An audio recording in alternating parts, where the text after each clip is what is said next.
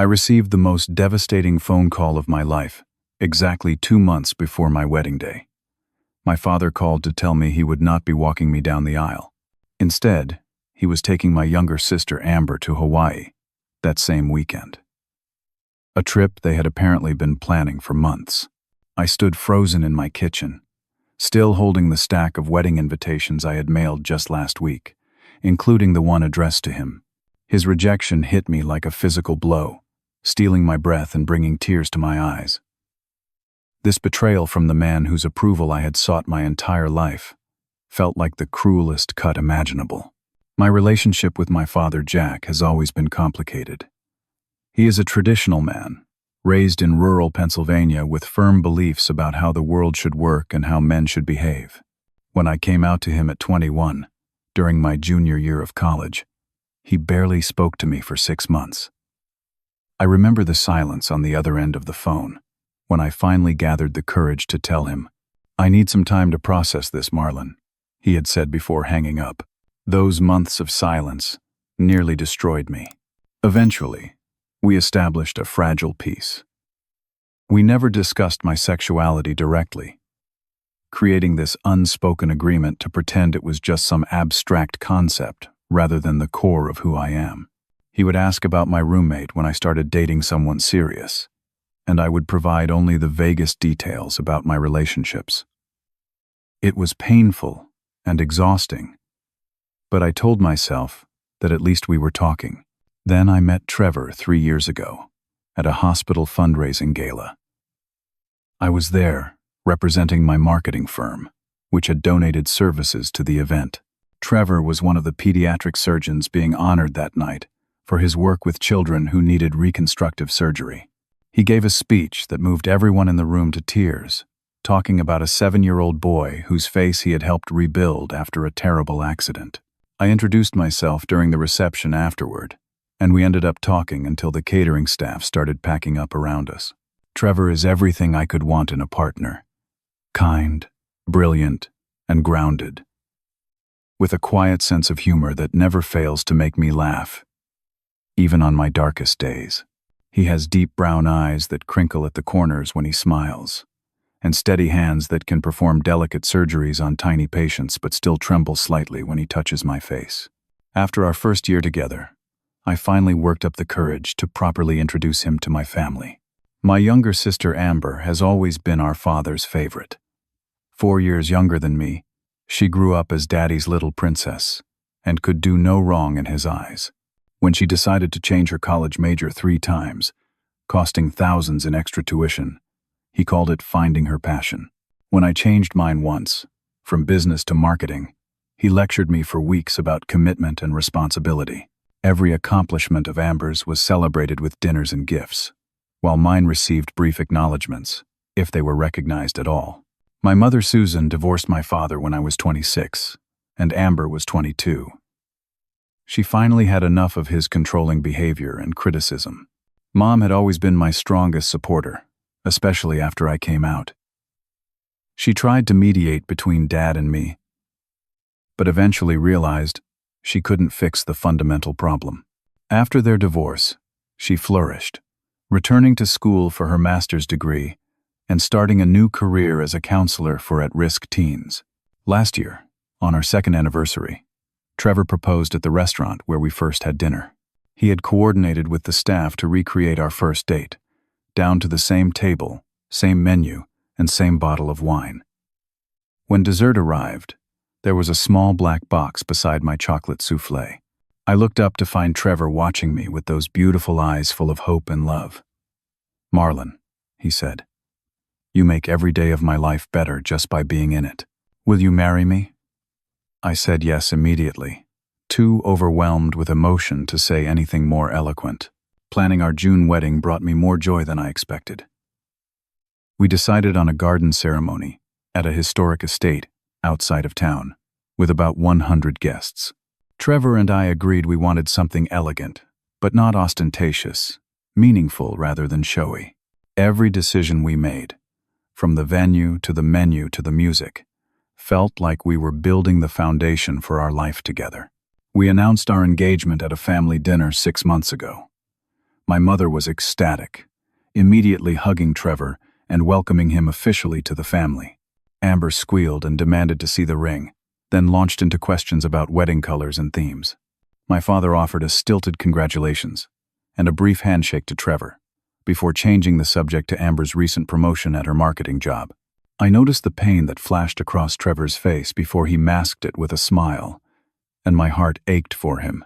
After dinner, I pulled my father aside for a private conversation on the back porch. The night was cool, and I could see his breath forming little clouds in the air as he spoke. "Dad," I began carefully, "it would mean a lot to me if you would walk me down the aisle at the wedding." He stared out at the darkened yard.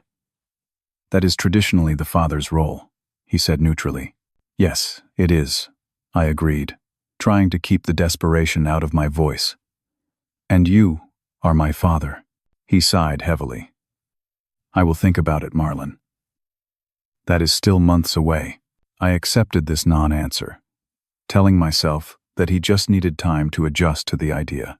Over the following months, whenever I brought up wedding details, he would nod vaguely or find a reason to change the subject. Still, I hoped. I desperately wanted him there, wanted that symbolic moment of him giving his blessing to my marriage and my life with Trevor.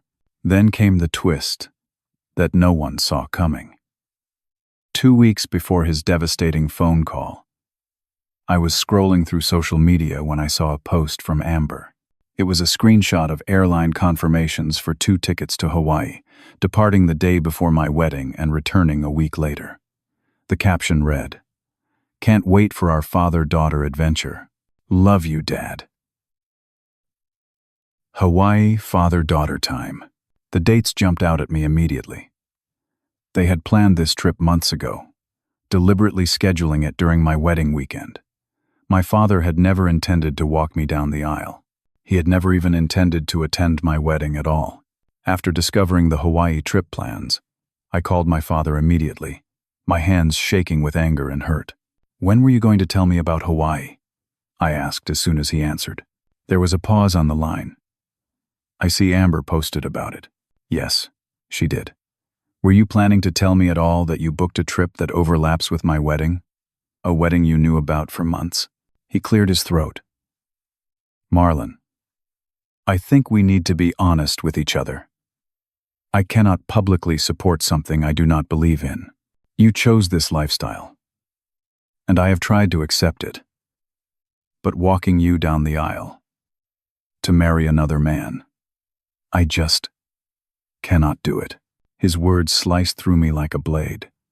"This is not a lifestyle, Dad. This is who I am. And Trevor is the person I love." "I understand you believe that," he said in that patronizing tone that made me feel like a child. "But I have my principles. Amber and I have been planning this trip for a long time. She deserves a special vacation after her promotion. More than your son deserves to have his father at his wedding." My voice cracked despite my efforts to stay composed. "I am sorry you are hurt, but my decision is made." After we hung up, I sat in stunned silence for nearly an hour. The finality in his voice left no room for hope. Eventually, I called Amber, needing to understand her role in all this. "Did you know?" I asked when she answered. "Did you know you were scheduling your trip during my wedding?" "Marlon, please don't be dramatic," she sighed. "Dad mentioned there might be a conflict, but he said you would understand. You know how he is about these things. I tried to talk to him about it, but you know nobody changes Dad's mind once it is made up. And you did not think to tell me? To give me some warning that my father and sister were planning to skip my wedding for a beach vacation? I did not want to be in the middle," she said defensively. "This is between you and Dad. Besides, it is not like you expected him to be thrilled about your wedding anyway." Her casual dismissal of one of the most important days of my life stung almost as much as my father's rejection. I realized then that Amber had always enabled his behavior, choosing her role as the favorite over standing up for what was right. When Trevor came home that night and found me sitting in the dark living room, he knew immediately that something was wrong. I told him everything, my voice flat and emotionless, having cried until there were no tears left. Trevor sat beside me on the couch, his arm warm around my shoulders. I am so sorry, Marlon. Your father is missing out on something beautiful because he cannot see past his own prejudice. What should I do? I asked, feeling lost. Whatever you want to do, he said firmly. If you want to try again to change his mind, I will support you. If you want to cut contact, I will support that too. What about your mom? Would she walk you down the aisle instead? The suggestion made me consider new possibilities. My mother had always been my champion, even when it put her at odds with my father during their marriage. The next few weeks were a blur of continued wedding planning, against the backdrop of family drama. My mother was furious when I told her about Dad's decision. That man, she fumed during our lunch meeting with the caterers. He has not changed one bit. He did the same thing to me, you know. Whenever I needed him at something important, there was always some reason he could not be there. He missed my graduate school graduation because of a crucial golf game with clients. She reached across the table and squeezed my hand. I would be honored to walk you down the aisle, honey. More than honored. I tried one last time to change my father's mind at a tense family dinner at Amber's apartment. I thought perhaps in person, seeing my pain firsthand, he might reconsider. But he remained unmoved, repeating the same justifications about his principles and beliefs. When Amber stepped out to take a phone call, I confronted him directly. This is not about your principles, Dad, I said quietly. This is about your inability to accept me as I am. You have never been able to see past the one aspect of me that does not fit your narrow view of what a son should be. His face hardened. That is unfair, Marlon. I have made many compromises. Name one. I challenged. He could not answer, and we sat in awkward silence until Amber returned. As if the family situation were not stressful enough, we began encountering problems with wedding vendors. The florist, who had been so warm and enthusiastic, suddenly claimed she had double-booked our date. The photographer became strangely unavailable for our final planning meeting. The bakery called to say they might not be able to accommodate our cake design after all. It was not until the catering company called to verify some details that I began to suspect what was happening. We just want to confirm this is for Marlon and Trevor? The woman's voice changed noticeably when she said Trevor's name. Yes, it is our wedding, I confirmed.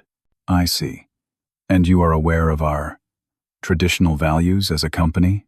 I was stunned. We had signed contracts with all these vendors months ago.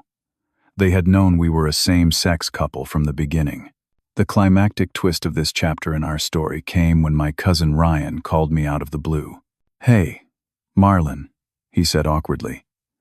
I wanted to talk to you about your wedding invitation. What about it? I asked, already feeling defensive. Well, your dad called my parents. He said that he would really appreciate if the family supported his decision to not attend. He suggested it might be better if none of us went, to present a unified family position. I nearly dropped the phone. He is asking people not to come to my wedding? Yeah, Ryan said uncomfortably. I wanted you to know.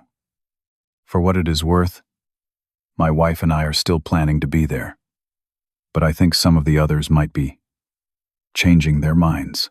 Sure enough, over the next few days, several relatives called to make excuses about why they could no longer attend. Each excuse was different, but the timing made the true reason obvious. My father was actively sabotaging my wedding. The cancellations started rolling in like dominoes falling. First, it was my father's brother, Uncle Steve, and his wife, claiming a suddenly remembered anniversary cruise. Then my father's cousins from Michigan all sent their regrets due to a family reunion that had apparently been scheduled for years. Two of my childhood friends whose parents were close with my father suddenly had conflicting commitments.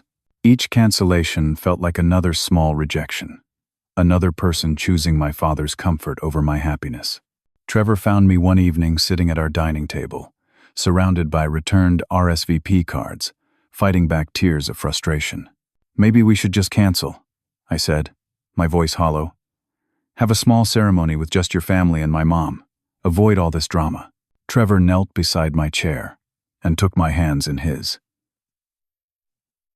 Is that what you really want? Or is that what would be easiest right now? I could not answer. The truth was, I had dreamed of a beautiful wedding, surrounded by loved ones. I wanted to stand proudly with Trevor and declare our commitment to each other in front of our community. But the pain of these rejections was becoming unbearable. What if no one comes, Trevor? What if we have this big ceremony and half the chairs are empty? Then we will have the most amazing party with the people who did choose to come, he said firmly. The people who truly love us for who we are. Trevor's parents had been incredibly supportive since the moment he introduced me to them. His father, Frank, a retired high school principal, had shaken my hand with genuine warmth at our first meeting. His mother, Diane, had hugged me and immediately started showing me Trevor's embarrassing childhood photos. When we told them about our engagement, they had both cried happy tears and welcomed me to their family without hesitation. The stark contrast between their acceptance and my father's rejection only highlighted how abnormal his behavior was. This was not about traditional values or religious beliefs. This was about a father who could not accept his son's happiness if it did not conform to his rigid expectations. As the wedding date grew closer, I fell into a depression that concerned both Trevor and my mother. I found myself remembering incidents from my childhood when my father had tried to shape me into his idea of what a son should be. When I was 10 and wanted to take piano lessons, he had insisted on baseball instead, saying, "Boys need to learn team sports, not sit inside playing music all day." When I was 14 and cried after a particularly harsh criticism from him, he had told me to man up because Palmer men do not show weakness. When I was 17 and wanted to go to art school, he had made it clear that business school was the only option he would help pay for. Each memory was a reminder of how I had never quite measured up to his standards, even before he knew I was gay. Trevor suggested I talk to someone professional about all the emotions the wedding planning and family conflict were bringing up. I started seeing a therapist named Rachel, who helped me process my feelings of abandonment and inadequacy. "Your father's behavior says everything about him and nothing about you," she told me during one session. "You deserve to be loved and accepted, exactly as you are." I was starting to believe her when Amber called, bubbling with excitement about their upcoming trip. "Dad upgraded our flights to first class," she gushed. "And we got this amazing oceanfront suite. The resort has 5 swimming pools and a private beach. It is going to be amazing." I listened in disbelief. It was as if she had completely forgotten that this trip was scheduled during my wedding, as if the timing was just some unfortunate coincidence, rather than a deliberate choice. "Amber," I interrupted her, "do you really not understand how hurtful this is? You and Dad planning this lavish vacation while refusing to attend one of the most important days of my life?" There was a pause before she answered. "I told you, Marlon. I tried to talk to him about the dates. It is not my fault he would not change them. But you are still going," I pointed out. "You are choosing this trip over my wedding. He already paid for everything," she said defensively. "What am I supposed to do? Besides, it is not like you will miss me that much. Trevor's family will all be there, and Mom, and your friends." Her casual dismissal of her role as my only sister, and the importance of her presence at my wedding, was the final straw. "You know what, Amber? Have a great trip. Send me a postcard." I hung up before she could respond. That night, Trevor and I had a serious conversation about our options. He suggested we could elope instead. Just the two of us. Somewhere beautiful and meaningful. "We could go to that cabin in Vermont where we spent our first weekend away," he suggested. "Get married with just the mountains as witnesses. No family drama, no empty chairs, no whispers." The idea was tempting, a way to protect ourselves from further hurt. But something in me rebelled against being driven into hiding. "No," I said finally. "I do not want to run away. I want to stand my ground. Our love is not something shameful that needs to be hidden away. If my father and Amber cannot see that, it is their loss." Trevor smiled, his eyes shining with pride and love. That is the man I fell in love with. A few days later, I had lunch with my mother, who had been my rock throughout all of this. Over salads at our favorite cafe, she revealed something about her marriage to my father that I had never known. "Your father was always obsessed with appearances," she said, stirring her iced tea. "What would the neighbors think? What would his colleagues say?" It was exhausting, living under that constant scrutiny. "Is that why you divorced?" I asked. She nodded slowly. "Partly. But it was also because I saw how he treated you after you came out. I realized that if he could reject his own son for being authentic, there was something fundamentally broken in his capacity for love." "Did he ever say why he has such a problem with me being gay?" I asked, the question that had haunted me for years. "He told me once that he felt like it was a reflection on him, like he had failed as a father somehow." She reached across the table and squeezed my hand. "That is his brokenness, Marlon, not yours. Never yours." The next day brought the most shocking twist yet. My old college roommate Pat called to tell me that he had run into Amber at a coffee shop near her office. They had chatted briefly, and she had mentioned the upcoming Hawaii trip. "She said something weird, Marlon," Pat told me. "She was talking about your dad's issues with your wedding, and she said, 'Trevor is not even the problem. Dad would not care so much if he were not so perfect all the time.' When I asked what she meant, she got flustered and changed the subject. The realization hit me like a thunderbolt. She has been bad-mouthing Trevor to Dad. That is what it sounded like," Pat confirmed. "Like she has been feeding your dad's disapproval somehow." I thanked Pat for telling me and sat in stunned silence after hanging up. All this time, I had blamed my father's homophobia for his rejection. But there was something else at play. Amber had been actively working to prevent my father from accepting my relationship, poisoning his perception of Trevor for reasons I could not understand. The betrayal was almost too much to bear. My own sister, deliberately sabotaging my happiness. The question was, why? I confronted Amber the next day, asking to meet her for coffee after work. She arrived looking wary, probably sensing from my tone on the phone that this would not be a pleasant conversation. "I know what you have been doing," I said without preamble once we had our drinks. "You have been bad-mouthing Trevor to Dad." Her face went pale, then flushed with color. "I do not know what you are talking about. Do not lie to me, Amber. Pat overheard you talking about it. What have you been telling Dad? That Trevor is not good enough for me? That he is somehow taking advantage of me? What possible reason could you have for trying to sabotage my relationship?" She stared down at her coffee, refusing to meet my eyes. The silence stretched between us until finally she spoke in a small voice. "You do not know what it is like, Marlon. You have always been the smart one, the talented one. Mom and Dad used to talk about your potential all the time when we were kids. Marlon is so gifted. Marlon is going to do amazing things. I was just the cute little sister, never taken seriously." I stared at her, bewildered. "What does that have to do with Trevor? When you came out," she continued, still not looking at me, Dad finally started paying attention to me. I became the child who would give him grandchildren, who would carry on the family name, who would have the normal life he wanted. For the first time, I was the favorite. Understanding began to dawn on me.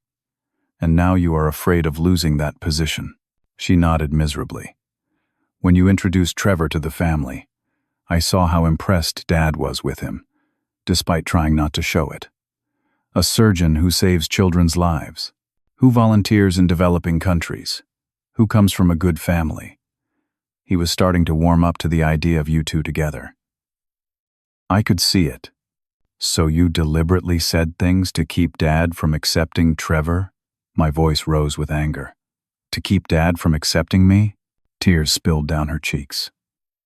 "I did not mean for it to go this far. I just made little comments here and there. that Trevor seemed controlling because he ordered for you at that restaurant, that he probably only wanted to marry you for your money since surgeons have so much student debt. Little things. I did not think Dad would refuse to attend your wedding. The magnitude of her betrayal left me speechless. All these years, I had defended Amber, made excuses for her enabling of our father's behavior. Now I discovered she had been actively working against me. "I cannot believe you would do this to me," I said finally, my voice shaking with emotion. "My own sister. I am sorry, Marlon. I was jealous. You have this perfect relationship with this perfect man who adores you. You have Mom's unconditional support. Your career is taking off. What do I have? A series of failed relationships and a job I hate. Dad's approval was all I had left." Her explanation did nothing to soothe my hurt and anger. "I want you to tell Dad the truth. Call him right now and tell him what you have been doing." She looked up, panic in her eyes. "I cannot do that. He would never forgive me. Like I am supposed to forgive you? You have been deliberately sabotaging one of the most important relationships in my life.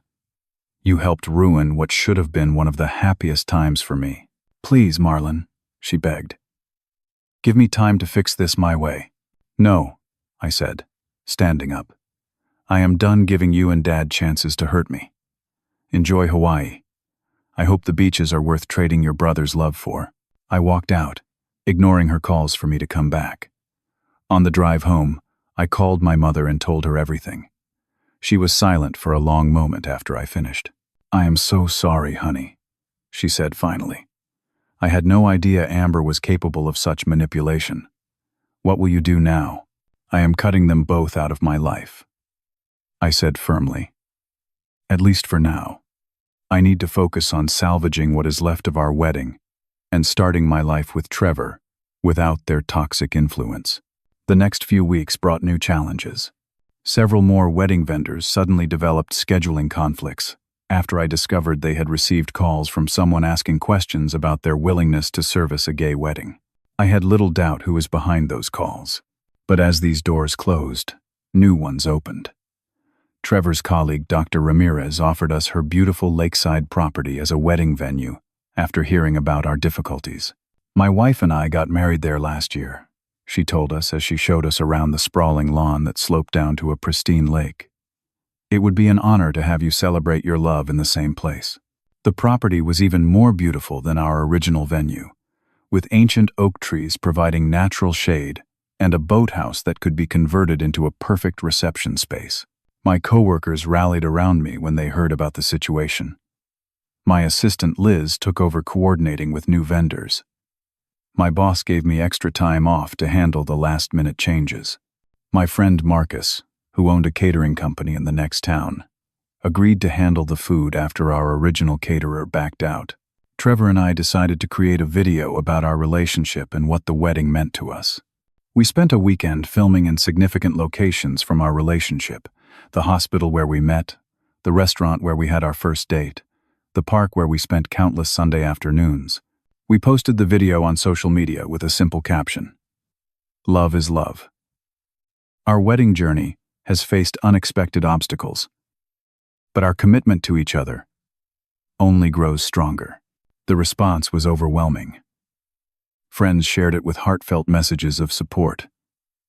Strangers commented with their own stories of overcoming family rejection. Local businesses reached out offering services for our wedding.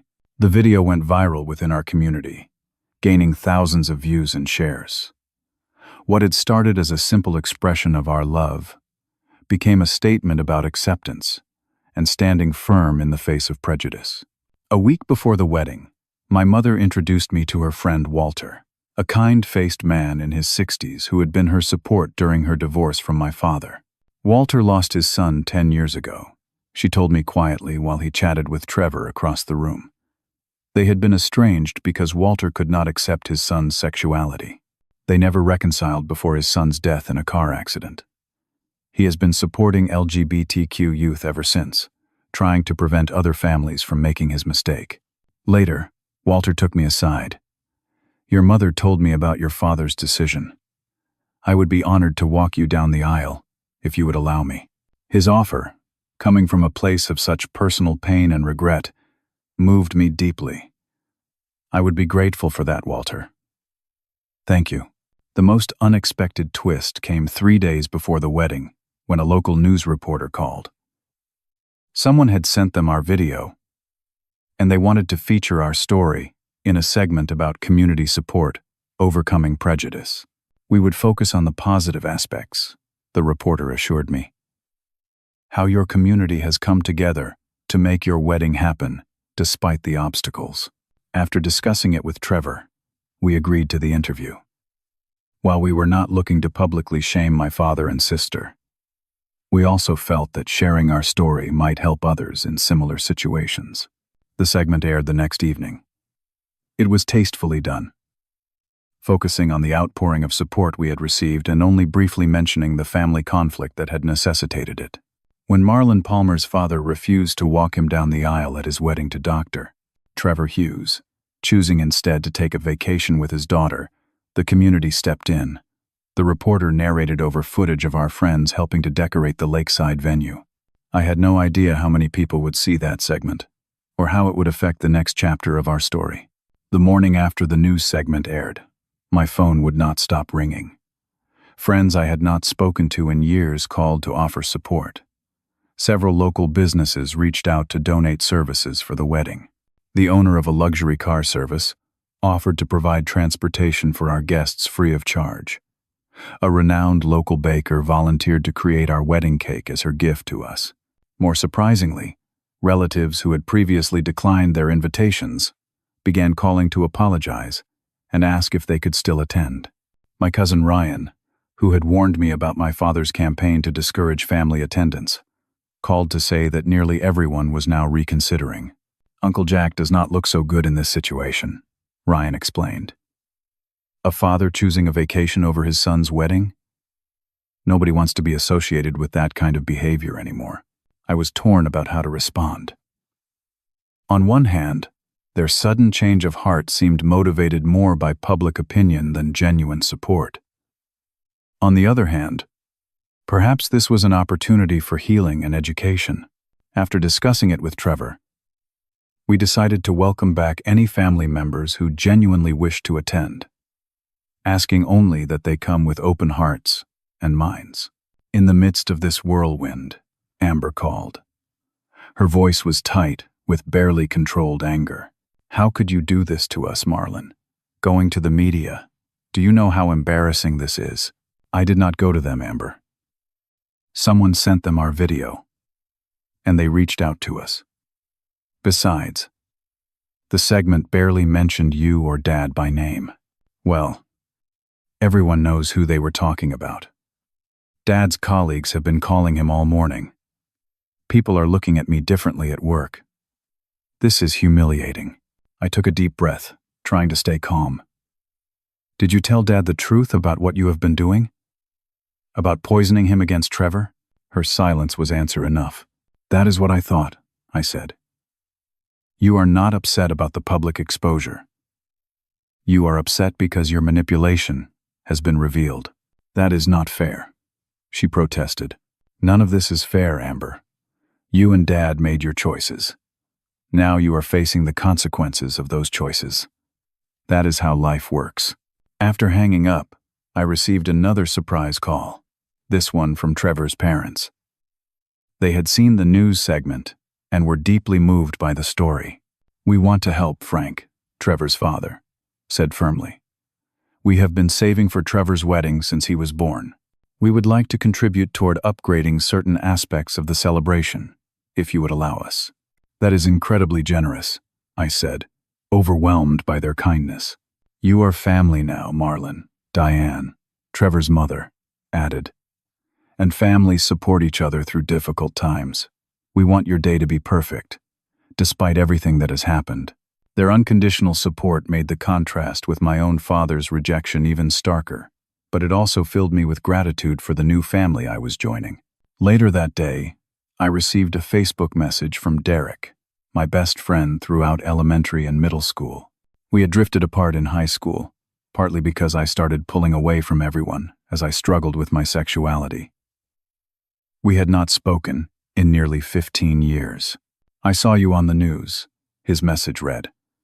"I would love to catch up if you have time before the wedding." We met for coffee the next morning, both of us nervous and uncertain. Derek looked different from my memories, broader in the shoulders and with a short beard, but his smile was the same. "I owe you an apology," he said after we had exchanged awkward pleasantries. "I always knew, Marlon. Even when we were kids, I knew you were gay." I was surprised by his directness. "You did?" He nodded. "And I did nothing to make you feel safe enough to tell me. In fact, I probably made it worse. With all those stupid jokes we used to make. I was a coward, afraid of being associated with anything that might make me a target too." His honesty was disarming. We were kids, Derek. Neither of us knew how to navigate that kind of situation. Still, I should have been a better friend. When you started pulling away, I should have reached out instead of just letting you go. He looked down at his coffee, watching that segment about your dad. It reminded me of my own failings as a friend. I do not want to be that person anymore. His sincere regret touched me deeply. "Thank you for saying that. It means a lot. Trevor seems like an amazing guy," Derek said, genuine warmth in his voice. "He is," I agreed. "You will have to meet him properly. Are you free tomorrow night?" "We are having a small gathering at our place for out-of-town guests." "I would like that," he smiled. "If you are sure I would not be intruding." "Not at all. It would be good to have an old friend there." Reconnecting with Derek was unexpected but healing, a reminder that people could grow and change for the better. That evening, I received a call from Uncle Steve, my father's older brother. I answered warily, unsure what to expect. "Marlon, it is your Uncle Steve. I wanted to let you know that I called your father today." "Oh." I tried to keep my voice neutral. "Yes. I told him he is making the biggest mistake of his life." Uncle Steve's voice was gruff, but kind. I reminded him that family is family, regardless of who you love. I also told him that as his older brother, I am deeply disappointed in his choices. I was speechless for a moment. Uncle Steve had always seemed cut from the same cloth as my father, traditional and somewhat rigid in his views. "Thank you," I managed finally. "That could not have been an easy conversation." "It was not," he agreed. "But sometimes the right conversations are the hard ones. Your grandfather would have been at your wedding, Marlon. He believed in family above all else. Your father seems to have forgotten that lesson." After we hung up, I wondered if Uncle Steve's words would have any impact on my father. I doubted it, but it was comforting to know that not everyone in the family shared his views. The next morning brought another unexpected development. Trevor received a call from a colleague who worked with my father's investment firm on their healthcare portfolio. "There is some concern among the partners about potential damage to the firm's reputation," the colleague reported. "Several major clients have inquired about the situation after seeing the news segment. 2 have hinted they might take their business elsewhere if they perceive the firm as supporting discrimination.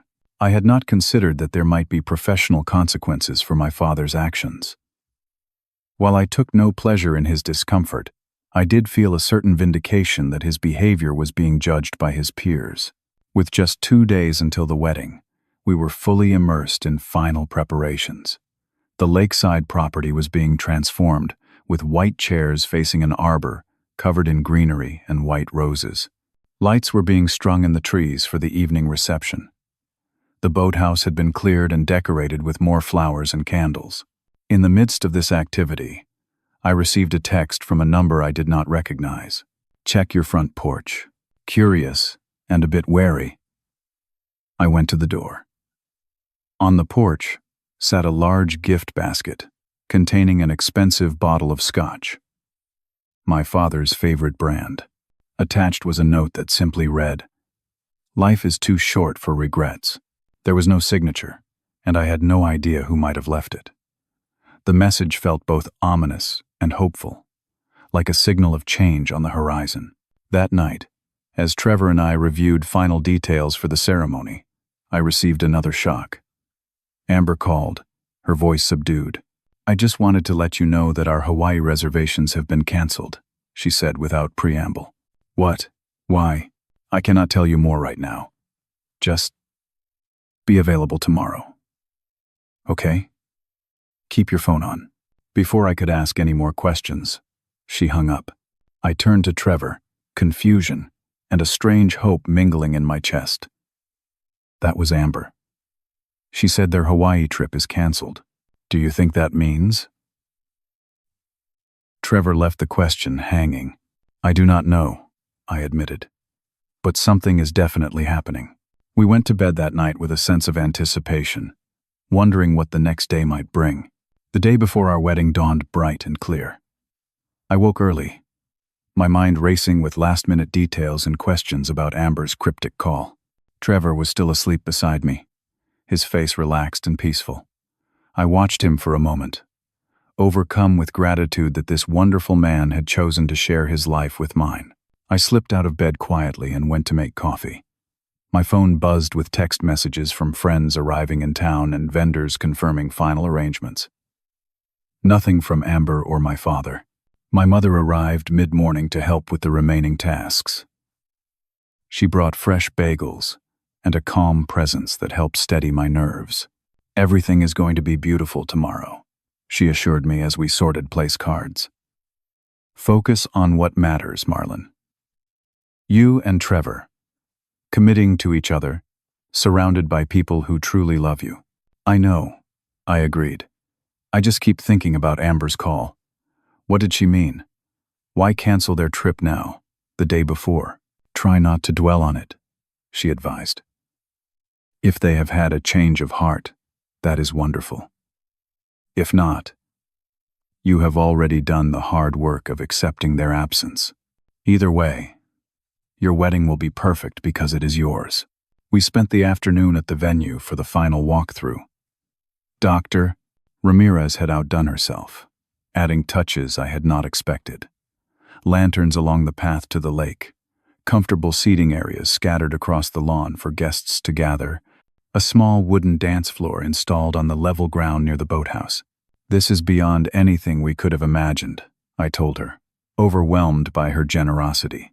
"Love deserves to be celebrated properly," she said simply, squeezing my shoulder. Later, we met Walter to practice our walk down the aisle. He was taking his role very seriously, asking detailed questions about timing and protocol. "I want to get this right for you, Marlon," he said as we stood at the top of the gentle slope that led to the arbor. "This is an important moment." As we practiced, I noticed Walter becoming emotional. When we reached the arbor on our third attempt, he turned to me with tears in his eyes.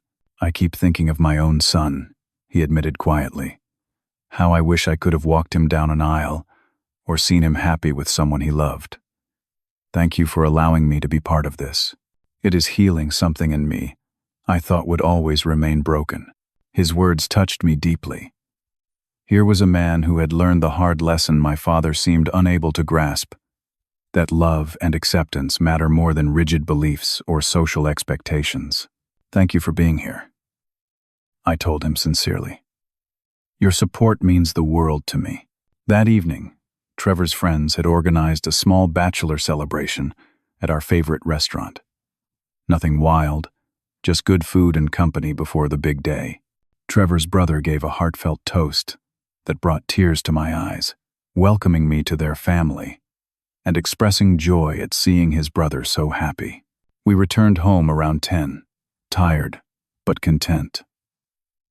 As we approached our front door, Trevor suddenly stopped. "Marlon," he said quietly, pointing. A figure was sitting on our porch steps, hunched forward with elbows on knees. Even in the dim porch light, I recognized my father immediately. My heart began racing as we approached. He stood when he saw us, looking uncomfortable and out of place in his usual business casual attire. His face seemed older somehow, lined with stress and what looked like regret. "Marlon," he said, his voice gruff. "Trevor. I apologize for coming by so late." "Dad," I managed, struggling to process his presence. "What are you doing here? I thought you were supposed to be in Hawaii tomorrow."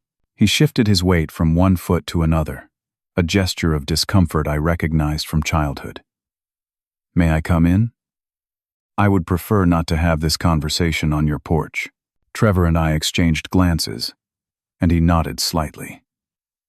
"Of course," I said, moving past him to unlock the door.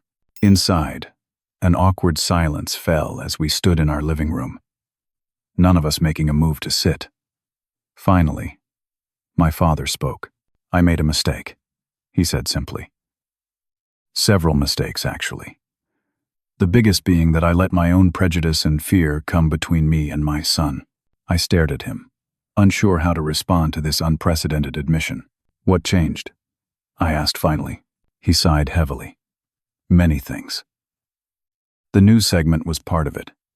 Seeing your story from an outside perspective made me realize how petty and small-minded I appeared.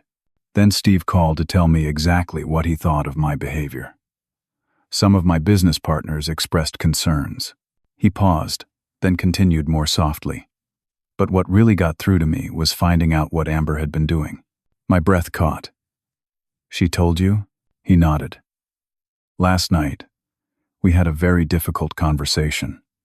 She admitted that she had been deliberately trying to prevent me from accepting your relationship with Trevor, that she had been feeding me false information and misrepresentations." "Why did she finally tell you?" "The public exposure was part of it. But she also said watching that video you made, seeing how genuinely happy you are with Trevor, she realized she could not continue justifying her actions to herself."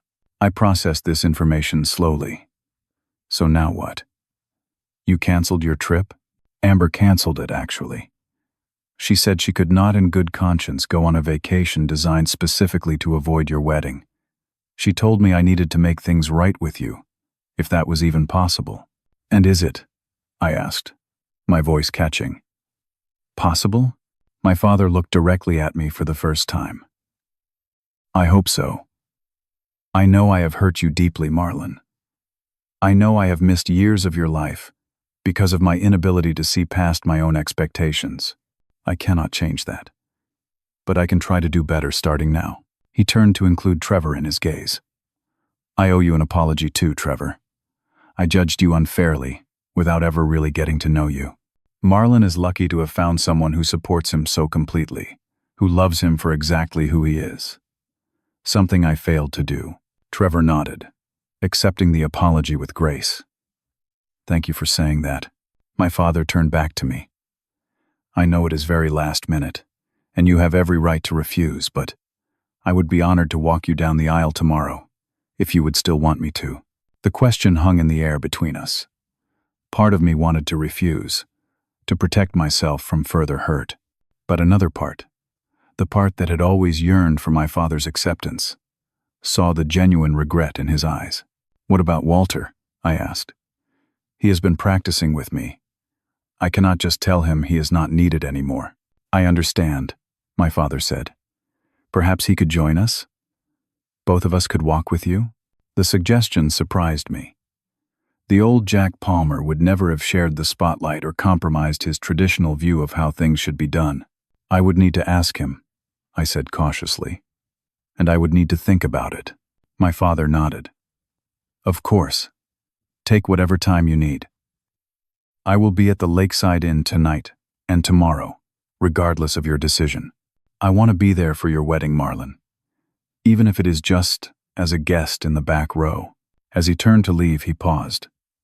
"There is one more thing. Amber is waiting in the car. She was too ashamed to come to the door. But she would like to speak with you if you are willing." I hesitated, the hurt from her betrayal still fresh. But curiosity won out. "Send her in." My father nodded and left. A few moments later, there was a tentative knock at the door. When I opened it, Amber stood there looking smaller and more vulnerable than I had ever seen her. "Can I come in?" she asked in a small voice. I stepped back to allow her entry. Trevor excused himself to give us privacy, heading to our bedroom with a supportive squeeze of my shoulder as he passed. Amber stood awkwardly in our living room, her eyes red-rimmed from crying. "I do not know where to start," she said. "I am so sorry, Marlon. What I did was unforgivable." "Why, Amber?" "I still do not understand why you would deliberately try to keep Dad from accepting me and Trevor." She sank onto our couch, her shoulders slumped. "It sounds so petty and horrible when I try to explain it. I was jealous. Not just of Dad's attention, but of what you and Trevor have. This real, deep love that anyone can see just by watching you together for 5 minutes." She wiped at her eyes. "My relationships have all been disasters. I dated guys Dad approved of, who looked good on paper, but treated me terribly. Meanwhile, you found someone amazing who adores you, despite Dad's disapproval. It made me question all my choices, all the times I sided with Dad just to stay in his good graces." Her honesty was disarming. "So you tried to sabotage us?" "I did not think of it that way at first. I told myself I was just protecting Dad from being manipulated, or rushed into accepting something he wasn't comfortable with. But that was a lie I told myself to justify my actions." She looked up at me, her eyes pleading. "When I saw your video, and then the news segment, I could not lie to myself anymore. I canceled the Hawaii reservations last night, after I told Dad everything. He was furious at first, then deeply ashamed of both of us. And now you both want to attend my wedding? Just like that? I know we do not deserve your forgiveness, Marlon. I know we have caused you pain that cannot be easily undone. If you want us to stay away, we will respect that. But we would both like the chance to try to make things right, if you will allow it." I studied my sister's face, seeing genuine remorse there. "I need to think about this, Amber. This is a lot to process the night before my wedding." She nodded, standing to leave. "I understand. We will be at the hotel. Whatever you decide." After she left, Trevor emerged from the bedroom. He held me as I processed the tumultuous emotions of the evening. "What do you want to do?" he asked gently. I sighed, leaning into his strength. "I do not know. Part of me wants to forgive them and have the family moment I always dreamed of. Part of me is afraid to trust them again. Whatever you decide, I support you completely," Trevor assured me. "But I will say this. People can change when confronted with the consequences of their actions. Your father and sister seem genuinely remorseful." "I know," I agreed. "I just need to sleep on it. Tomorrow is our day, regardless of what I decide about them." We went to bed with the question unresolved, but my heart felt lighter somehow. Whatever happened next, my father had taken the first step toward healing our relationship. That meant something, even if the road ahead would not be easy. I woke on my wedding day to sunlight streaming through our bedroom windows and the weight of a decision on my mind. Trevor was already up. I could hear him moving around in the kitchen. The scent of coffee drifted through the apartment. I reached for my phone and made 2 calls. The first to Walter, explaining the situation honestly and asking if he would be willing to share the honor of walking me down the aisle.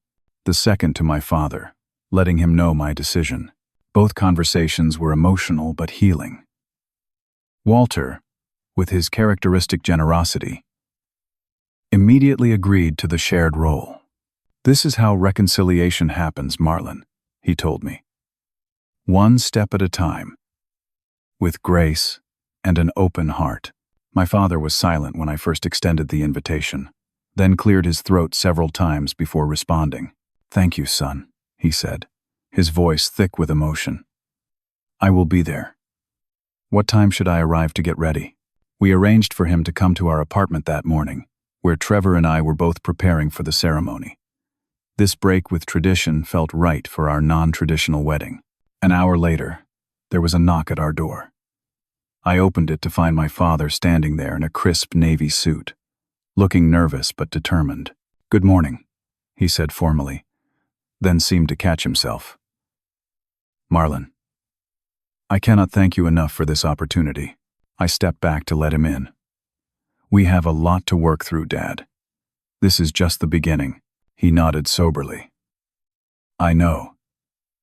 I am prepared to do whatever it takes. For however long it takes." Trevor emerged from our bedroom, already dressed in his charcoal gray suit with a pale blue tie. My father extended his hand. "Trevor, I owe you the deepest apology. I judged you unfairly and missed the opportunity to know what a remarkable man my son has chosen." Trevor shook his hand firmly. "Thank you, Jack. I appreciate that." There was an awkward pause before my father added, "I brought something that might help with your preparations." He reached into his pocket and pulled out a small box. These were my father's cufflinks. He wore them to my wedding. "I thought perhaps you might want to wear them today, Marlon." I opened the box to find a pair of simple silver cufflinks with small sapphires. I had never seen them before. "Dad, these are beautiful. Are you sure?" He nodded. "My father would have wanted you to have them. He was a wiser man than I have been." As I was struggling with my bow tie, there was another knock at the door. Trevor answered it to find Amber standing there, looking uncertain in a simple blue dress, holding a garment bag. "May I come in?" she asked hesitantly. I nodded, still working on my tie. She entered, keeping a respectful distance. "Mom called to tell me you were all getting ready here," she explained. "I thought I would see if you needed any help." "What is in the bag?" I asked, nodding toward it. "Oh," she said, holding it up. "I picked up Trevor's boutonniere and yours from the florist on my way. I thought it might save you a trip." It was a small gesture but a thoughtful one. I finally gave up on my bow tie, frustrated. "Here, let me," my father offered, stepping forward. His fingers moved deftly, creating a perfect bow with practiced ease. "There," he said, stepping back to examine his work. "Just like I taught you for your senior prom." The memory of that night, my father patiently showing me how to tie a bow tie for the first time, brought unexpected tears to my eyes. "Thank you," I said simply. Amber approached cautiously. "Marlon, I know we have a long way to go to rebuild your trust, but I want you to know how deeply sorry I am for everything. You deserve all the happiness in the world. And Trevor is clearly the right person to give you that." Her sincerity was evident. "Thank you, Amber. That means a lot." The tension in the room gradually eased as we finished our preparations. My mother arrived, doing a double take when she saw my father but recovering quickly. "Jack," she said with a nod, "I understand you will be joining Walter in walking Marlon down the aisle." "If that is still acceptable to you, Susan," he replied formally. She studied him for a moment, before her expression softened slightly. "It is Marlon's decision, and I support whatever makes him happy today." The drive to the venue was filled with a mixture of nervous energy and cautious optimism. When we arrived, Walter was waiting near the entrance, distinguished in his gray suit with a yellow rose pinned to his lapel. He and my father regarded each other for a moment before Walter extended his hand. "Jack Palmer, I have heard a lot about you." "Walter," my father said, shaking his hand firmly. "Thank you for being there for my son when I was not." "We all make mistakes," Walter replied. "The measure of a man is what he does to correct them." As guests began to arrive, I waited with my father, Walter, and Amber in a small tent set up near the ceremony site. Through the open flap, I could see Trevor greeting people with his parents, his face alight with happiness. My father noticed me watching. "He is a good man," he said quietly. "Anyone can see how much he loves you. He is the best person I have ever known." I agreed. "I am sorry it took me so long to see that," my father said. "To see that your happiness is what matters, not whether your life follows the path I imagined for you." Before I could respond, the wedding coordinator appeared at the tent entrance. "It is time," she announced. My heart began racing as the music started. Trevor and his parents made their way down the aisle first, followed by my mother escorted by Trevor's brother. Then it was our turn. Walter took his position on my left, my father on my right. Amber would follow behind us. "Ready?" my father asked. offering his arm. I took a deep breath and nodded, placing my hand on his arm. Walter offered his arm as well, and together, we began the walk down the aisle. The guests rose as we appeared. I saw Trevor waiting at the arbor, his eyes finding mine immediately. The love and joy in his expression made everything else fade away for a moment, the entire world narrowing to just him and me and this perfect moment. When we reached the front, the officiant asked, "Who gives this man in marriage?" My father's voice was clear and strong as he responded, "His mother and I do, with love and blessing." Walter echoed the sentiment, and together they placed my hand in Trevor's before taking their seats. The ceremony itself was everything we had hoped for, personal and heartfelt. Trevor and I had written our own vows, promises to support each other, challenge each other, and love each other through whatever life brought our way. When the officiant pronounced us married, the applause and cheers from our guests seemed to release all the tension and anxiety of the past months. Trevor's kiss was sweet and perfect, a promise of all the days we would share together. At the reception, my father surprised everyone by asking to make an unscheduled speech. He stood, champagne glass in hand, looking nervous but determined. "I almost missed this day," he began simply. "Through my own stubbornness and fear, I nearly lost the opportunity to see my son marry the person who makes him happier than I have ever seen him." He turned to face Trevor and me. "Watching you today, I realized what true love looks like. It does not conform to some predetermined idea or follow rules set by others. It simply is, authentic and beautiful in its own right." His voice grew rough with emotion. "Marlon, I am more proud of you today than I have ever been. Proud of your courage to live your truth, despite my disapproval. Proud of the man you have become without my guidance. And Trevor, I am honored to welcome you to our family, and I look forward to getting to know you properly as my son." "There is some concern among the partners about potential damage to the firm's reputation," the colleague reported. "Several major clients have inquired about the situation after seeing the news segment. 2 have hinted they might take their business elsewhere if they perceive the firm as supporting discrimination." The evening unfolded in a blur of dancing, laughter, and celebration. Trevor's parents and my father found common ground discussing their shared experiences in finance. My mother and Walter danced together, their friendship evident in their easy conversation. Amber approached me during a quiet moment, looking hesitant. "May I have this dance?" "As your sister?" I nodded, taking her hand and leading her to the dance floor. As we moved to the slow melody, she said, "I saw Dad crying during your vows. I have never seen him cry before. Not even when Grandpa died." There were tears in many eyes as he finished his speech, including his own. When he sat down, I reached over and squeezed his hand, no words necessary between us. "I hope to surprise you for the better from now on," she said softly. "I want to be the sister you deserve." Later, I noticed my uncle speaking with my father near the bar. When I approached, Uncle Steve clapped a hand on my father's shoulder. "Your father has changed more in the last 48 hours than in the previous 48 years, he told me with a grin. "You have done the impossible, Marlon. You cracked the Palmer stubbornness." My father actually smiled at that. "Steve is right. It took almost losing you completely to make me realize what really matters." As the reception wound down, Trevor and I found a quiet moment alone near the lake.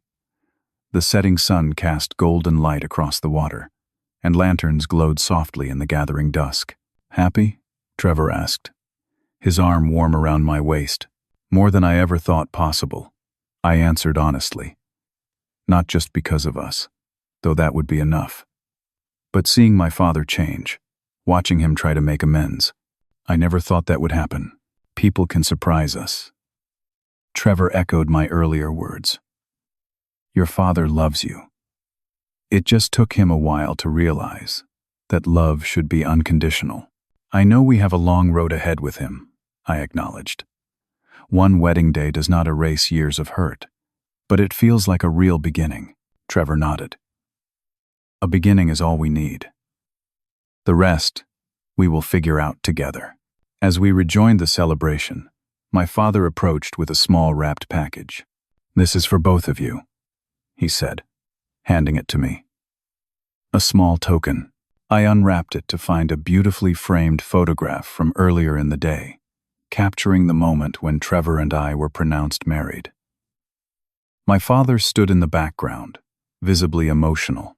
The silver frame was engraved with the words, "My sons," and the date. "Dad," I began, but found I could not continue through the lump in my throat. "I know," he said softly. "I know." 6 months later, we all traveled to Hawaii together. The trip reimagined as a family vacation rather than an escape. My father and Trevor bonded over early morning fishing excursions, while Amber and I rebuilt our relationship through long walks on the beach and honest conversations about our childhood. It was not perfect. There were still moments of tension, old habits that needed to be unlearned, hurt feelings that needed to be acknowledged.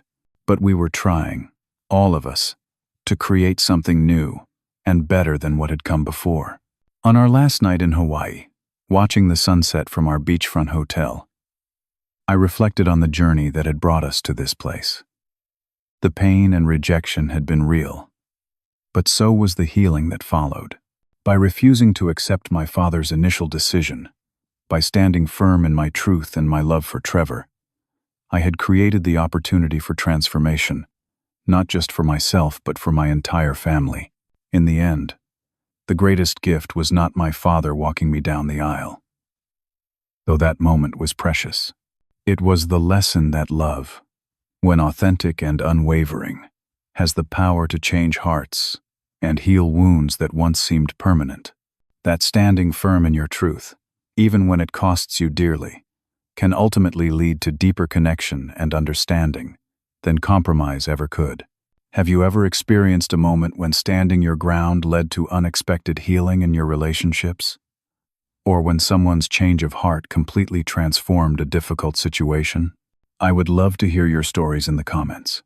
And if you found value in my journey, please like this video, subscribe to the channel for more real-life stories, and share with someone who might need to hear that reconciliation is possible, even in the most painful family situations. Thank you for being part of my story, and I wish you courage in writing your own.